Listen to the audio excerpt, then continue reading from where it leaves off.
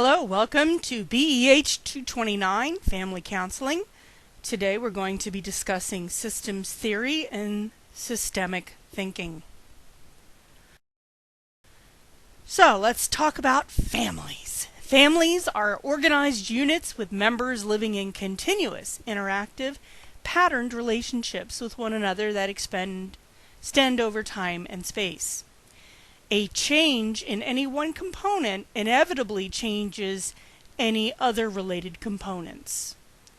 So when the oldest child goes off to college or moves out on their own, that changes things. If parents get divorced, that changes things radically. So these changes affect all the members of the family. Beyond the relationships of its constituent members, the family itself is continuously and bidirectionally linked to a larger system. So you can't just look at a family without understanding the culture of the family, the community in which the family is in, their socioeconomic status, etc. The interplay between families and those social systems that tells us a great deal about the level of family functioning. In this PowerPoint, we present a systemic framework or paradigm for understanding the reciprocal interaction between the parts of a system that includes the family system. By describing several key characteristics of systems, we try to help you shift from understanding concepts alone to really thinking systematically as a family therapist. We explore the need for family therapists to help families manage their interactions across multiple settings, such as school and healthcare issues. A systemic perspective greatly broadens the context for understanding family functioning by attending to the numerous social systems with which it functions. In this multidimensional view, attention is directed beyond the family to external factors that may be influencing family functioning.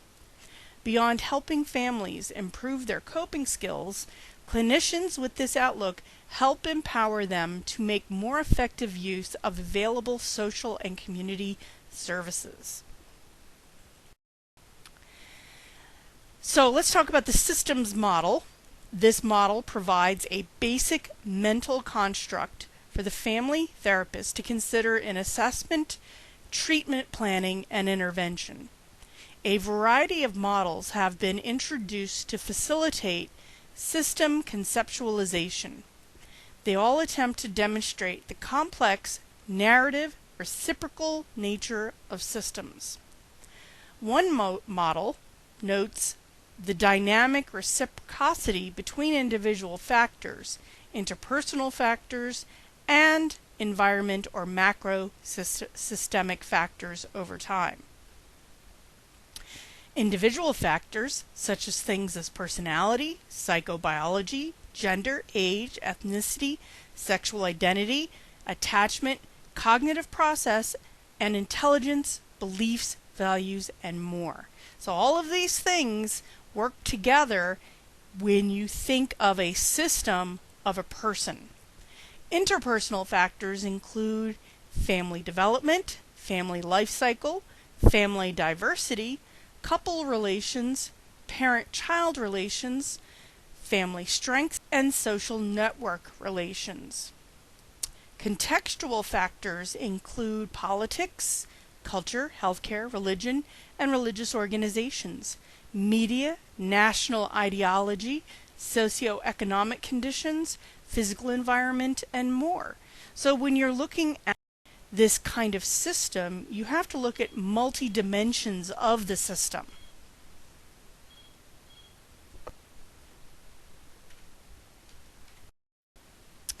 So this is all leading up to the system that we're going to be looking at, and that has been really acknowledged as the ultimate in terms of developing a social system or an ecology. Bronfenbrenner, Yuri is his first name in case you wanted to know that, He created this model where individuals and families are nested within multiple but independent social systems that influence how they behave.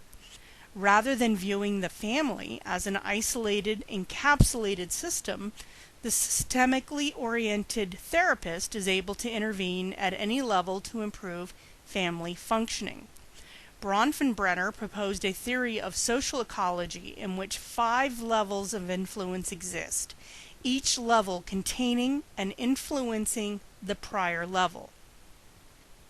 So if you look over onto the right-hand side, in the middle of the picture you see the individual. And then outside of the individual is the microsystem. This is your family, your church, your play area, your peers, your school. Then the next level, which is the mesosystem, talks about the interaction of all of these groups and how they interact. So for example, if your family is heavily invested in the church, they may also interact at school.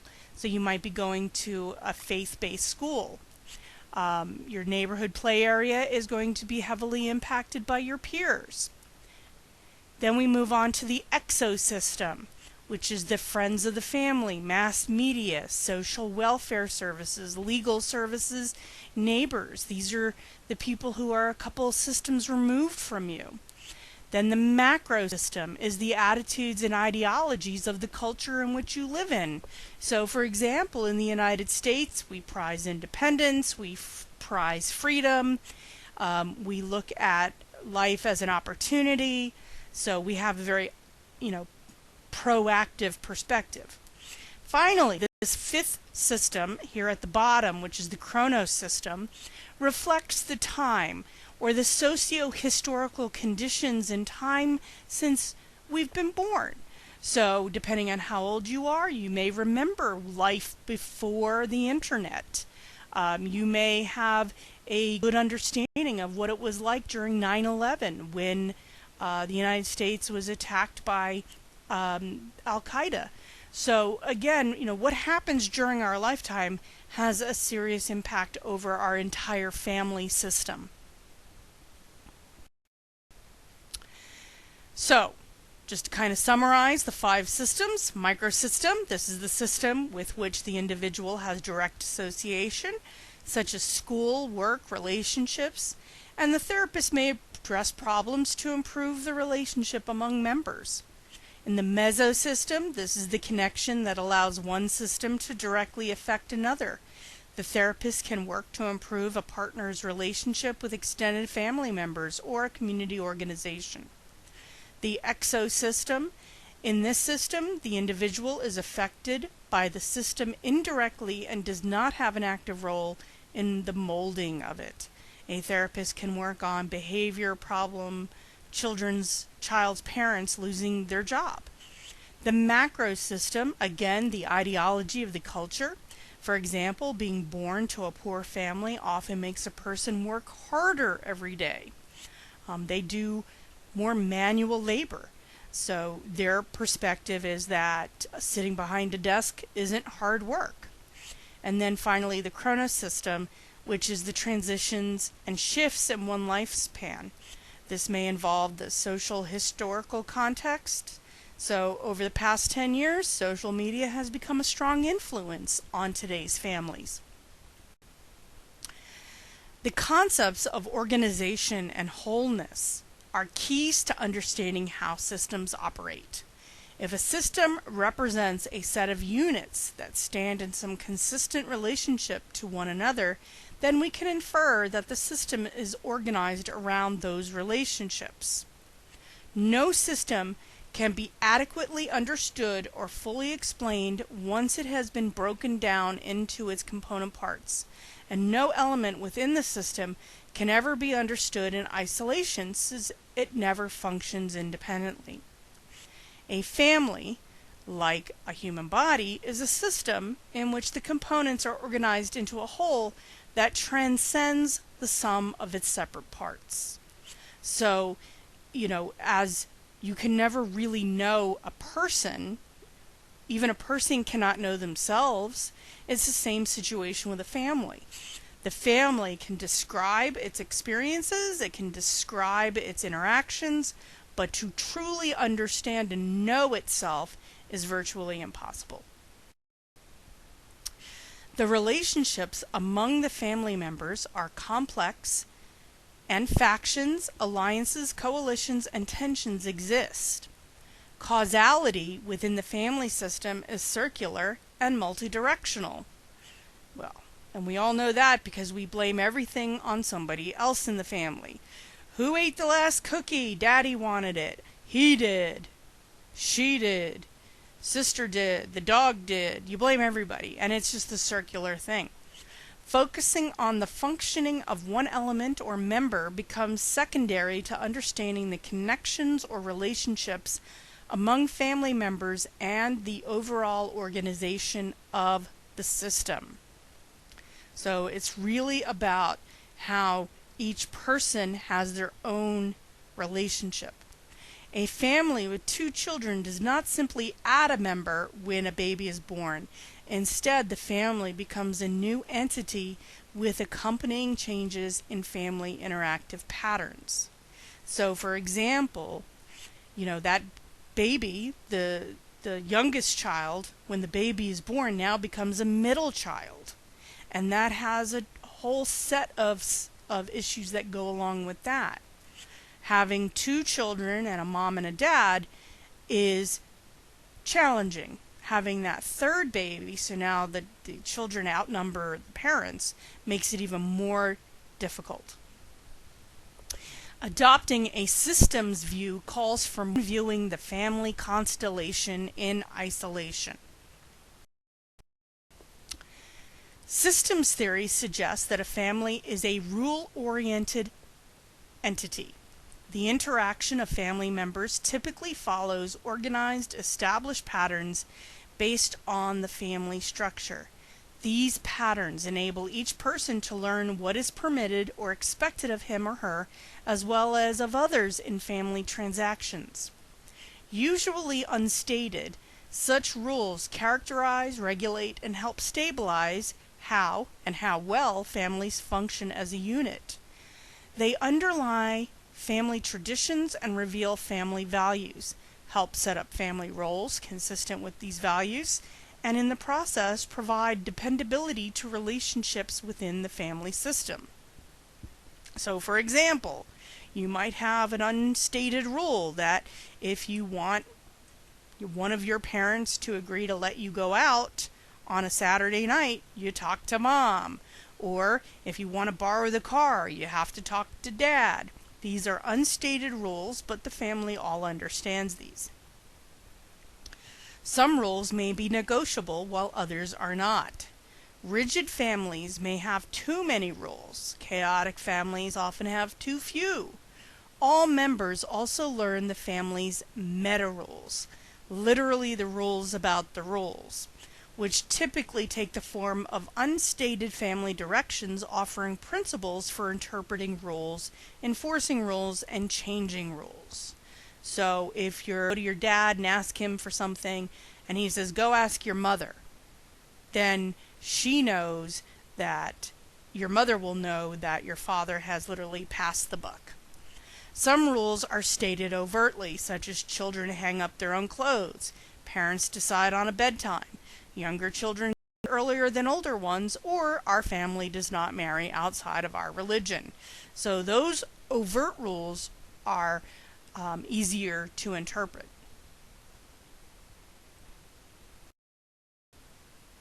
Most family rules, however, are covert and unstated.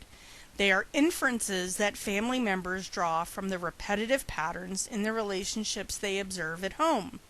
For example, father is distant due to his frequent absences, so approach mom if you have a problem.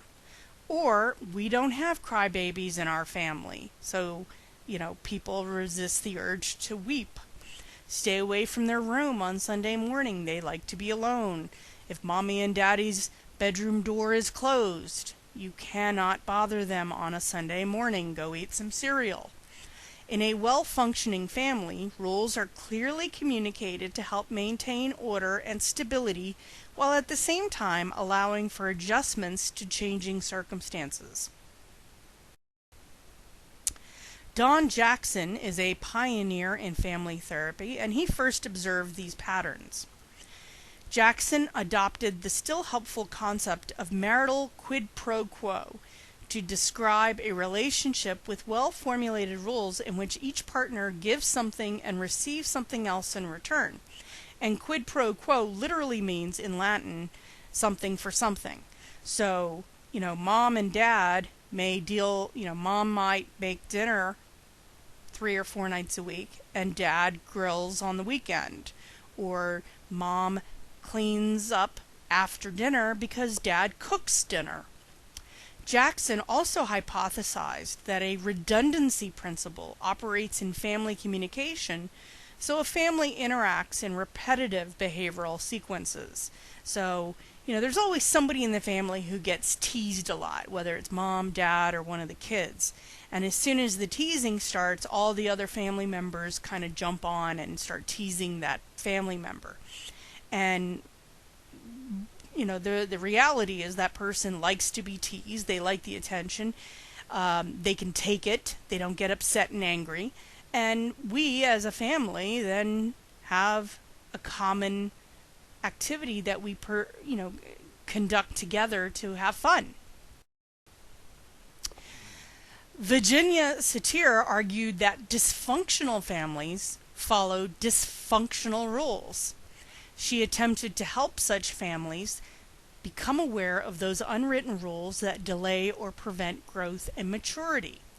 Once identified, she believed the family could revise or discard rules that are outmoded, inappropriate, or irrelevant in order to improve the individual's self-esteem of members as well as overall family functioning. Here are some examples of dysfunctional family roles. We have the hero is typically the oldest child and is often described as trustworthy, dutiful, mature, helpful, and organized. And the more feedback they get about their behavior, they will continue to do that because they love being the hero in the family. The placater is typically a girl and may also be the oldest child. She is often described as caring, compassionate, giving, and a good listener. On the negative side, this person probably doesn't get a lot of support or help from others in the family because she is the person who does the supporting. The scapegoat is typically the second child and is often described as irritating, defiant, deceitful, hostile, and disobedient. That traditional middle child issues where, they don't seem to have the ability to be as good as the oldest child, but also doesn't have that affection the baby of the family has. The lost child seems to fall through the cracks, almost disappearing at times. They are often described as quiet, shy, lonely, solemn, and passive. This is a kid that spends all their time alone. They don't want to interact with their family because they may not feel like they're part of the family. The mascot is typically the youngest child and is often described as outgoing, entertaining, excitable, cheerful, and playful. The mascot is loved. The mascot is beloved by everyone in the family, and everybody sees them as the person who brings joy to the family. Homeostasis was a cybernetic concept applied to the family by early family theorists. The idea was that families self-regulate to maintain stability and resist change. Family stability is actually rooted in change. For example, a well-functioning couple dealing with parenthood for the first time may strengthen their partnership and intimacy as the family expands to accommodate the new arrival. On the other hand, a less well-functioning couple may grow apart after the birth of their child, with one or the other or both feeling neglected, angry, and resentful. And keep in mind that most divorces occur within the first 5 years of marriage, oftentimes because you've added a child to the relationship.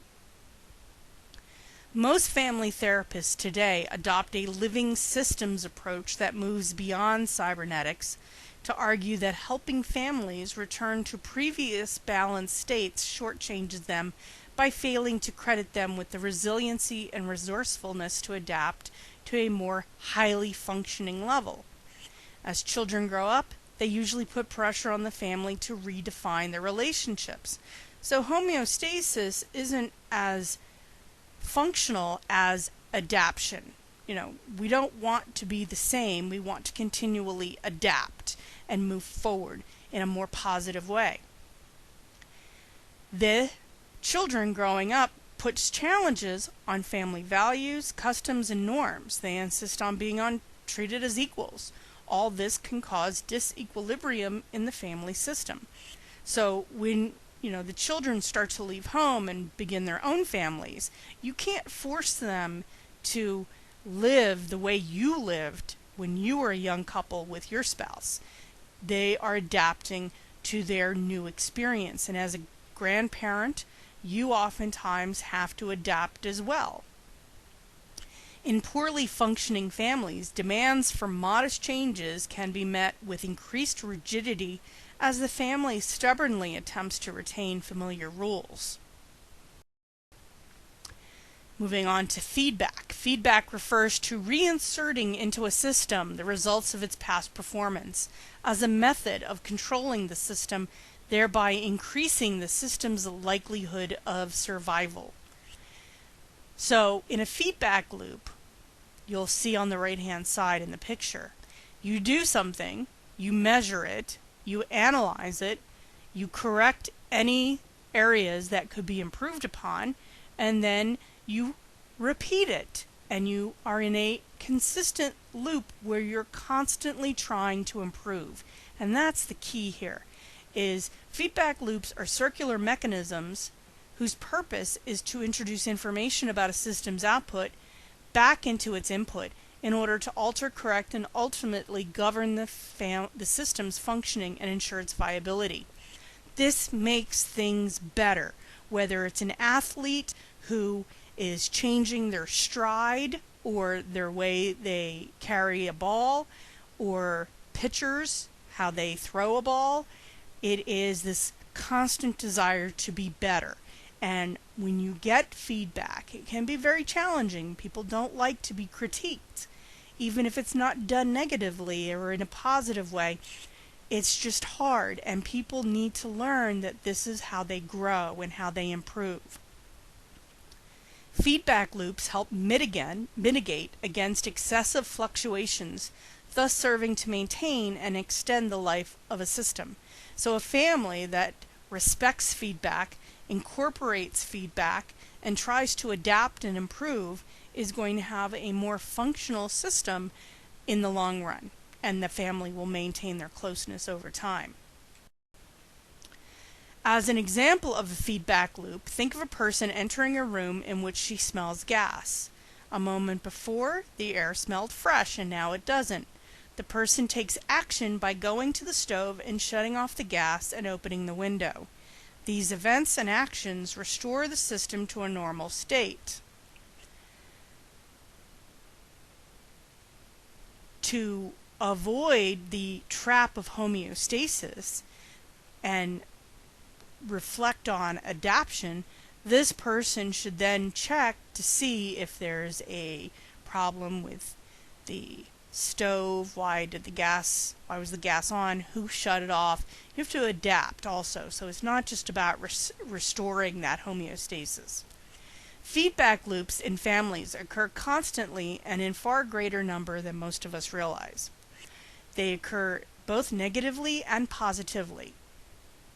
Negative feedback, or reducing feedback loops, helps to maintain the system's steady state.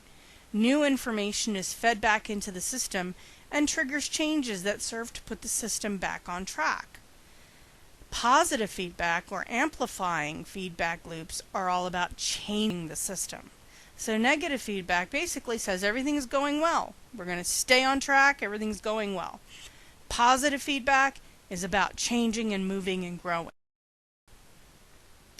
Systems require both negative and positive feedback, the negative feedback to maintain the status quo, and the positive feedback to accommodate changing conditions. Within a marriage, feedback helps maintain equilibrium, as disturbing or annoying patterns are adjusted and new stabilizing patterns evolve.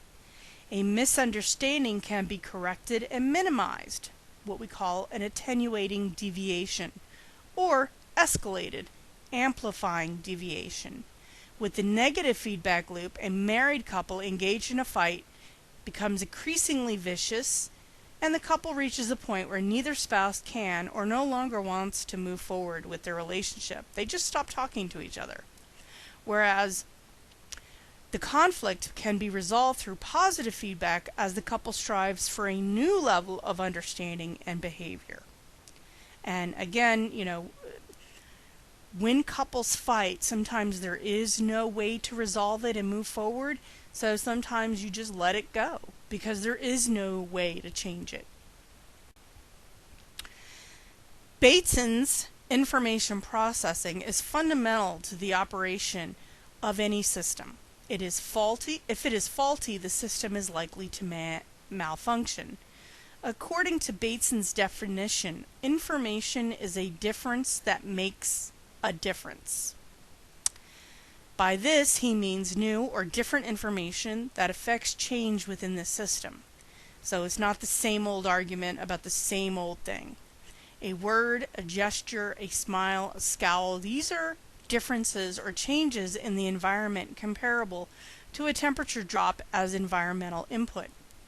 These differences in turn make a difference when the receiver of the new information alters his or her perceptions of the environment and modifies subsequent behavior. One of the things that those of us who had teenagers understand very well is the fact that your cute little 7-year-old will turn into a snotty, annoying 14-year-old who rejects any and all positive affirmation or information. One of the big arguments is about tone of voice or facial expression, and the kid will oftentimes reject this information, and then it becomes a big fight because they don't see what's going on with their facial expression or their tone of voice.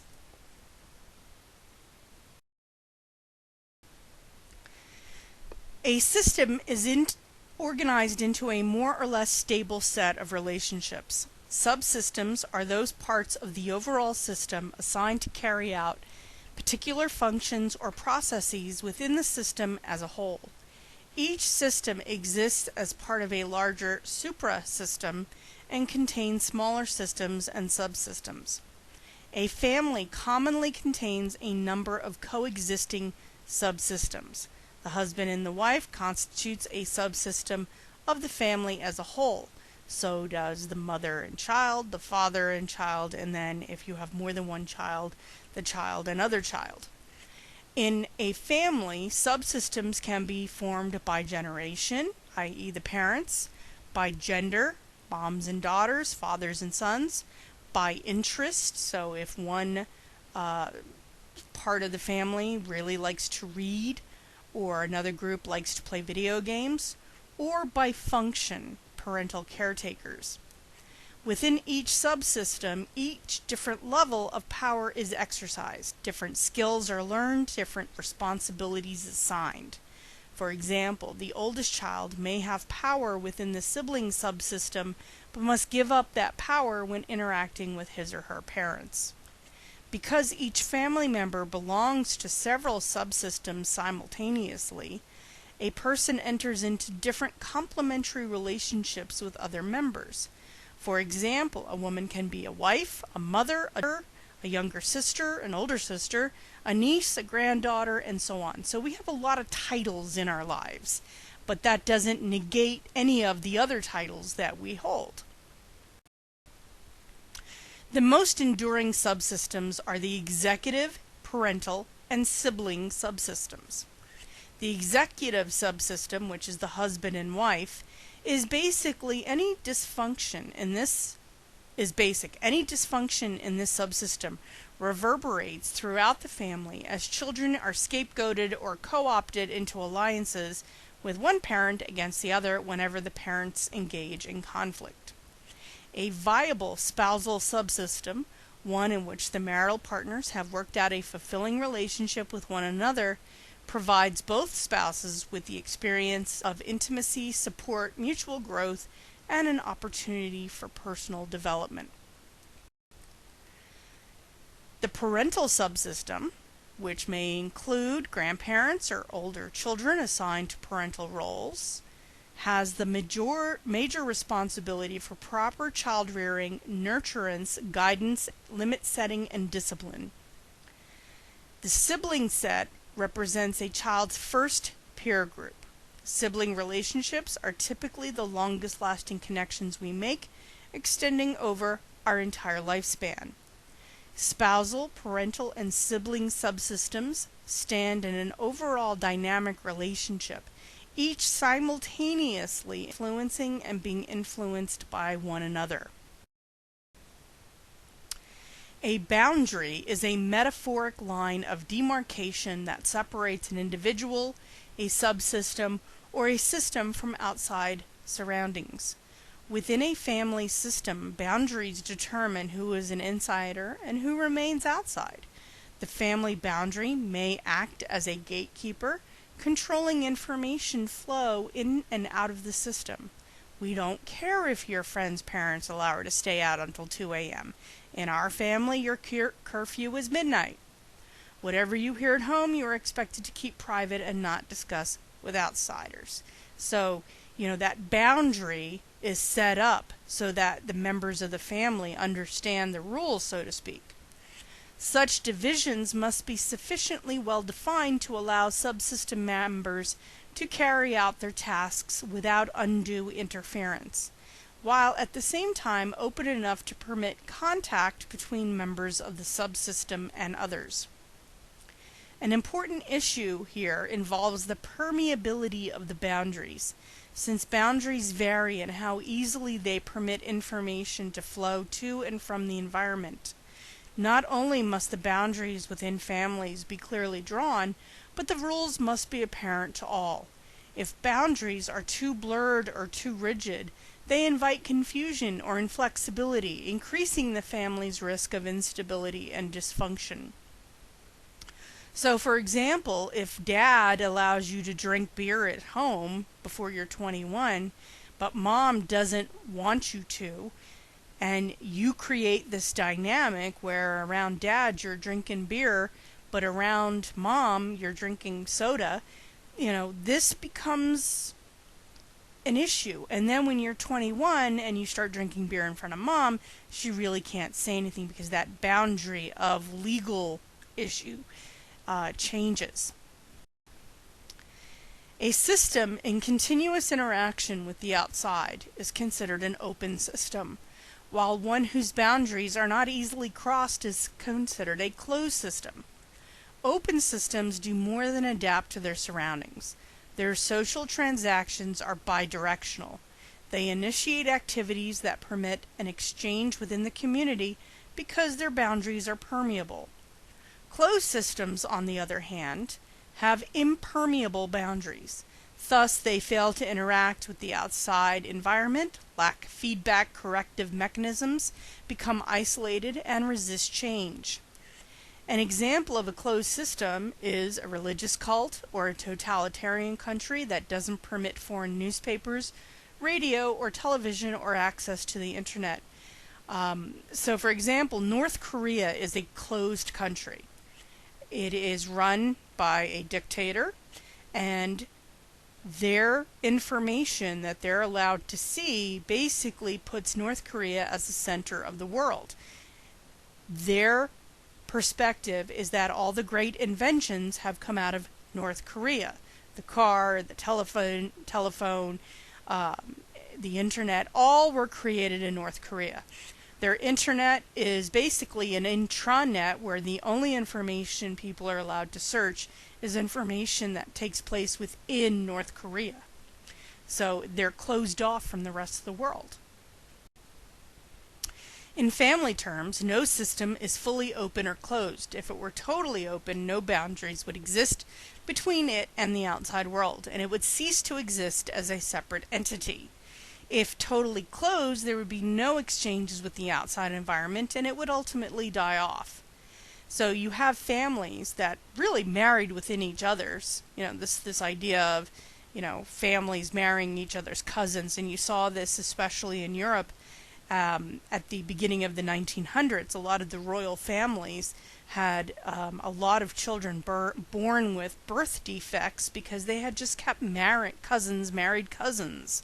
So they had to open it up and start marrying some outside blood, or everybody would be born with, a hand sticking out of their head. Rather, systems exist along a continuum according to the flexibility or rigidity of their boundaries. Families that function effectively develop a balance between being open and being closed, tuned to their outside world to achieve appropriate change and adaptation while resisting changes that threaten the survival of the system. So it's not a black and white situation. There is a continuum where some families are more open, some families are more closed. This is called negentropy, or a tendency towards maximum order. Such families increase their chances of becoming more highly organized and developing resources to repair minor or temporary breakdowns in efficiency. Closed systems run the risk of entropy. They are prone to eventual disorganization, particularly under prolonged stress.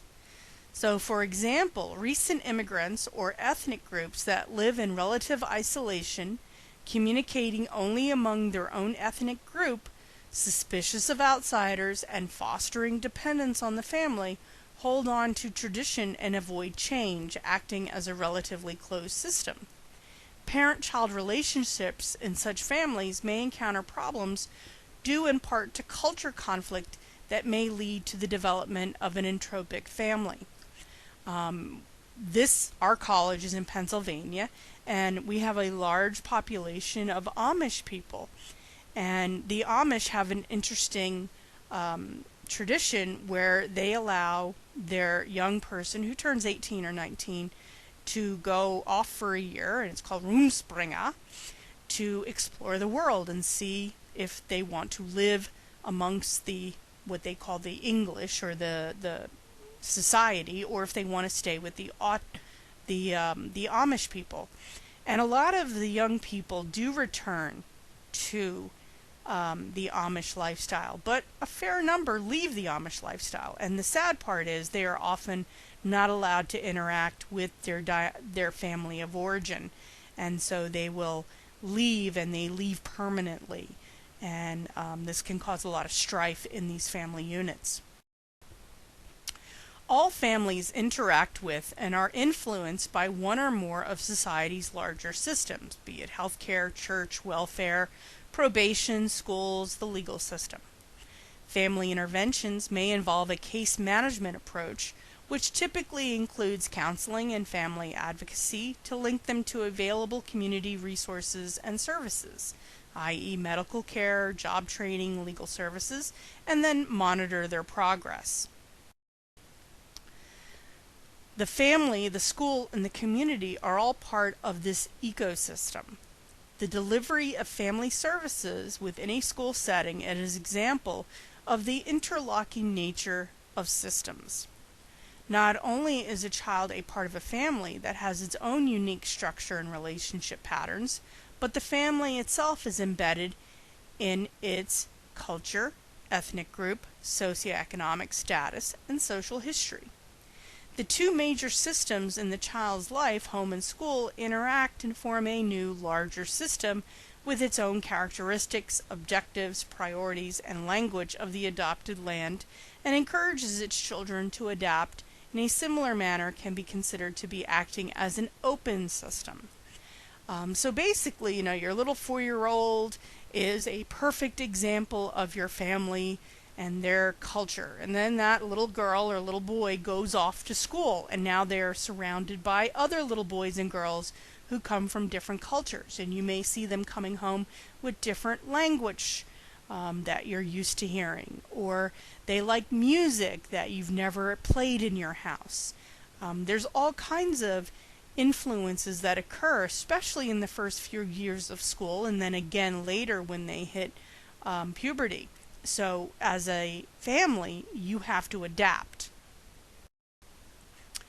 The school may often be the first to detect a child's emotional or behavioral problem. In the cases of many low-income, immigrant, or otherwise closed families who have difficulty accessing mainstream agencies, school-based family services may open the gates to needed psychological, medical, or other social services. Oftentimes you'll see a child who is got a problem with their anger, or they have hygiene issues, and the school has to deal with these things, and it's very touchy depending on the family's culture. The family consultant called upon to help assess and treat a school child's behavioral problem, whether it be truancy, dropout, low level of commitment, violence, or drug use, needs to adopt a systemic approach taking into account the interaction of the two systems, i.e. home and school, before attempting to sort out whether the child is having difficulties in one or both and deciding how best to proceed. He or she must not only remain aware of the child and the family system, but also be familiar with the culture of the school, school law regarding children with special needs, how the school reaches decisions, and the role of the school board, and so forth. So it is a vast number of influences that affect, how you work with this child.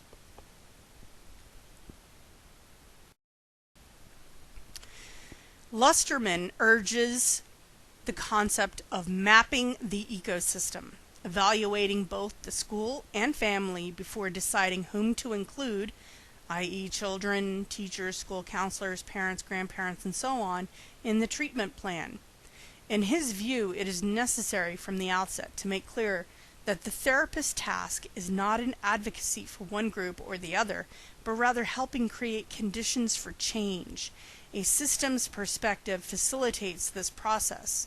If it is carried out successfully, neither party is targeted as causing the presenting problem, and the interactive process between participants becomes the focus of the joint meetings. School-related difficulties are conceptualized as a result of a reciprocal interaction between the school child and the major social systems in which he or she is embedded: family, peers, school, and the neighboring community. Several promising school-related intervention programs, carefully researched and evidence-based, have been developed, illustrating the emerging social ecological viewpoint. For example, systemic therapy has assessment which helps pinpoint the characteristics of the school child's ecology, calling that fit factors, that are contributing to the maintenance of the problem behavior. How much of the school problem is associated with characteristics of the child, the family, the peers, the school-family link, and the community. And identifying strengths discovered during the assessment which can be applied in the subsequent interventions. So kind of going back to that positive psychology movement. So this is a standard eco map symbol. What you see here, and the box on the left, a straight line with solid is positive, dotted is tenuous, stressful is that wavy line, the arrows indicate energy flow, and the line thickness indicates the intensity. So system B and C stress each other out. System B stresses out system G, but also receives positive energy, and so on and so forth. This is a little hard to understand, so I'm going to show you the next slide, which is an actual eco map of a person named Juan. So Juan is 60 years old. his major illness is diabetes, and here is his social ecology. His daughter, which is his extended family, provides emotional and economic support, and she has a thick positive line with the energy flowing to Juan. His daughters that are extended family provide economic support, and one daughter provides his food, so that's positive. Church is tenuous. Maybe he's a lapsed Catholic. His brother is extended family, and he provides positive support and energy going both ways. The neighbor provides transport, so that's positive. Doctor, healthcare provider, positive. So you see a lot of positives in Juan's life, and church being the one that's tenuous. Now, if he had no health care, no insurance, and he had a very problematic system with his healthcare provider, then you would see a dotted line. If he did not get along well with his brother, you would see a stressful or a wavy line. Another example of interlocking systems is the relationship between families and healthcare. Medical family therapy, an integrated approach to care, aims at increasing self-efficacy and meaningful communication for everyone involved, meaning the patient, significant others, and the healthcare team. Family therapists may conduct brief interventions, crisis counseling, or intensive therapy for patients and families, while also facilitating healthcare team interaction with patients and families, coaching physicians, providing in-service education for professionals, and health programs for patients and families, and conducting program evaluation. Substance abuse and chronic mental illness often involve the intersections of family therapy and community agencies. Models have been developed that help families identify resources and support. Marsh and Leffley describe the social service agency deficits that create significant stressors for the families of those with serious mental illness, which we know at this point there is serious need in the United States for more resources for people with mental health issues. Family needs their own treatment at times for the challenges they face and help in serving the many roles they must fulfill around the treatment of the family member with serious mental illness.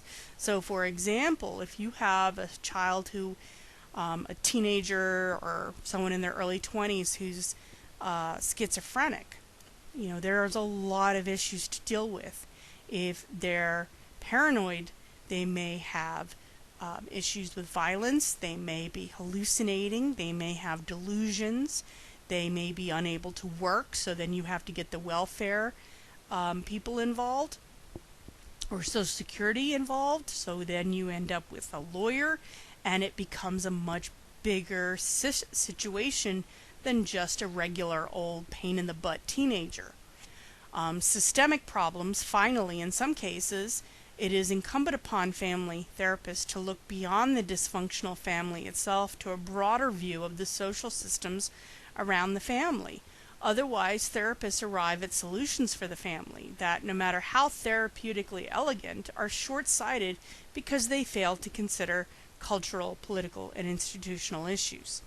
So somebody who belongs to a family where religion plays a huge part and they want to come out to their family as gay or lesbian, you can have every single idea in the world on how to do this, but the family itself, who are more than likely going to reject that person, you have to deal with those issues. And you can't just say, well, this is how it worked for this person, so it's going to work fine for that person. So, assessment should also reflect systemic thinking.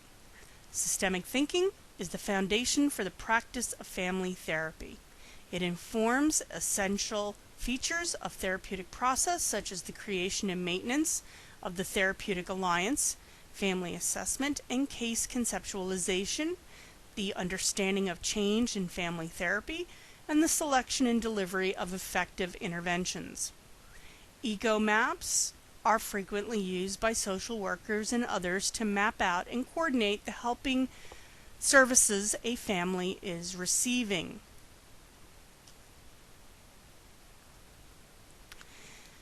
An eco map is a drawing of the family's social environment, diagramming a family's connection to larger social issues, illustrating its simultaneous connections to different agencies.